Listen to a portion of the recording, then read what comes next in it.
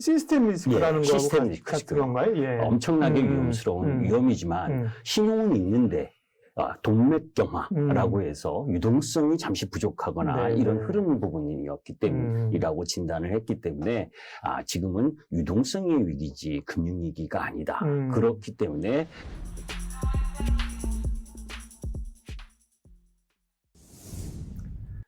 예, 여러분 안녕하세요. 예민수의 주식 라이브쇼 시작합니다. 투자는 참 어렵습니다. 뭐 호재가 아니고 악재가 아닌 경우가 많고요. 여러 가지를 따져야 되는데 특별히 멘탈이 중요하고요. 그런 멘탈에 대해서 또 투자에 대해서 가장 제가 만난 주식시장에서의 전문가 중에서 가장 진심인 분입니다. 오늘 정말 기대되는 시간인데요. 승리투자 김기수 대표님 스튜디오에 와주셨습니다. 어서 오십시오. 예, 안녕하십니까. 제가 만난 분 가운데는 정말 주식에 대해서 정말 열정적인 우리 김 대표님인데 역시나 오늘 시장 관련된 얘기 먼저 할 건데 제목이 범상치가 않아. 세상은 끝나지 않았다. 역시 도발적이죠. 네. 그러니까 주식이 이렇게 죽으란 법 없다는 말씀인 거죠? 네, 우리가 이제 그 시장을 이야기를 할 때 특히 이제 하락의 시간이 길어지고 또 이제 주변에서 들리는 이야기들이 엄청나게 많잖아요. 안 좋은 이야기, 떨어지면 안 좋은 이야기가 많이 나오고 올라가면 좋은 이야기가 많이 나옵니다. 우리 시장 이제 코스피 지수가 이제 9월 29일 날 2134포인트를 찍었거든요. 그때가 이제 시장이 거의 절망적이었을 때예요. 그 당시에 이제 악재에 놓여져 있었던 리스크 이제 5가지 중에 마지막으로 나온 게 이제 영국발 금융위기가 나왔었던 부분이 이제 그때였었는데 그때 이제 제가 우리 회원님들의 마음을 다잡아주기 위해서 멘탈이 중요하잖아요. 멘탈이 중요한 거거든요. 이제 지친 부분에 있어서 다시 또 추가 더 하락하는 것이 아니냐 하는 멘탈하면 또 우리 김기수 대표님 멘탈 갑이잖아. 저는 이제 그 리만 브라더스 사태 2008년도 경험해 봤잖아요. 그때는 제가 이제 위대한 매도라고 해서 1842포인트에서 전부 다 전 종목을 매도한 적이 있거든요. 그런데 이제 이번에는 제가 이제 우리 회원님들에게 이런 말씀을 드렸습니다. 2008년 리만 브라더스 때에는 금융위기였는데 신용의 위기였어요. 그러니까 금융위기는 신용의 위기와 유동성의 위기로 나눠집니다. 근데 신용의 위기, 아주 쉽게 이야기하면 제가 돈 빌릴 데가 없으면 파산이죠. 이런 위험은 소위 이제 시스템 리스크라는 거하고 같은 건가요? 엄청나게 위험스러운 위험이지만 신용은 있는데 동맥경화라고 해서 유동성이 잠시 부족하거나 이런 흐르는 부분이었기 때문이라고 진단을 했기 때문에 지금은 유동성의 위기지 금융위기가 아니다. 그렇기 때문에 주도 섹터를 매수를 해야 된다라고 하면서 그 심리를 잡아주기 위해서 세상은 끝나지 않았다. 이게 이제 피터 린치가 이야기한 거거든요. 세상에는 언제나 위험이 있는데 이번엔 달라. 예전 위험하고 틀리고 더 엄청난 위험이 올 것이다.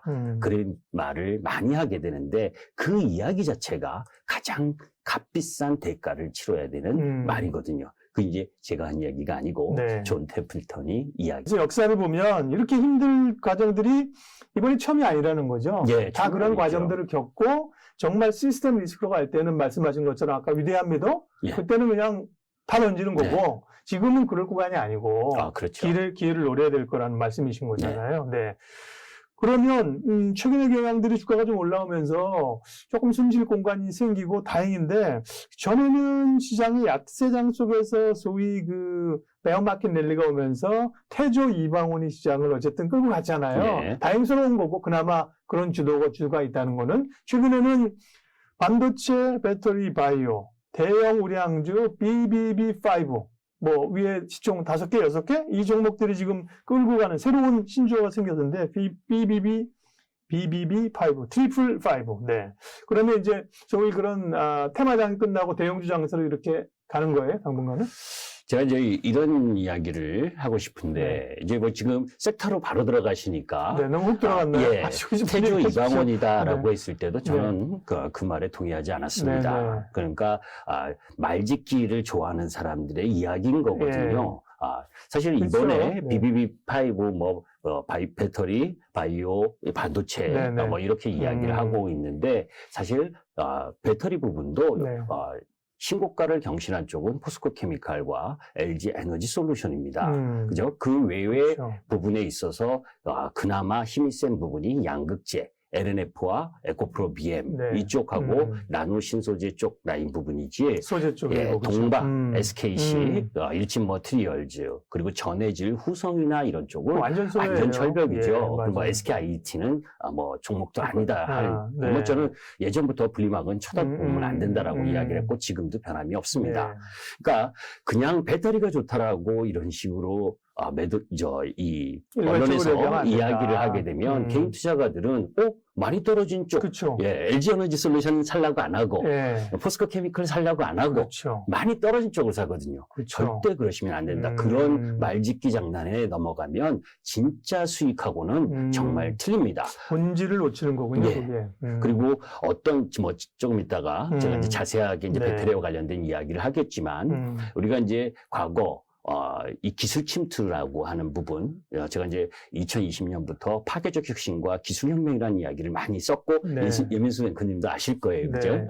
그때 기술 침투율이라는 건 이제 어떤 우리가 유선전화나 뭐 핸드폰, 이런 것들, 뭐 인터넷, 이런 게 다 기술로 들어왔잖아요. 네. 경기 침체기에 오히려 그런 기술이 더 가속화가 되는데, 사실 어떤 기술이 좋은 기술이 나왔다고 시장에서 환영받는 건 아닙니다. 네. 왜냐하면 가격대, 뭐 이런 부분들을 다 고려해서 대중성, 접근성이 그쵸. 있어야 되는 부분이거든요. 그다음에 뭐 인프라라든지 그게 타이밍이냐 아니냐 중요하죠. 예, 맞습니다. 네. 네. 그러니까 그런 부분들 속에서 어떤 기술이 시장에 접목이 되면서 시장 침투율, 그러니까 이 마켓이 10% 정도 형성될 때는 그와 관련된 섹터가 모두 다 오릅니다. 이제 정도의 차이는 있지만 그런데 10%가 넘어가면서 30% 넘어가는 네. 자리. 우리가 이제 어떤 신제품을 발표하게 되면 이 도입기, 그죠?